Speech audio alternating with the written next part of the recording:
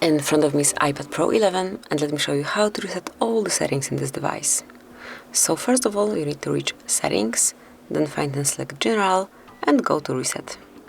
Now, at the top of the list, you will notice Reset All Settings. To perform this action, just click on Reset All Settings, then enter passcode, tap on Reset if you truly want to do it, and wait until the operation is finished. You just have to confirm it one more time. Just make sure that you want to perform this operation because it cannot be undone. And if you truly want to do it, just tap on Reset and wait until your device's settings are reset.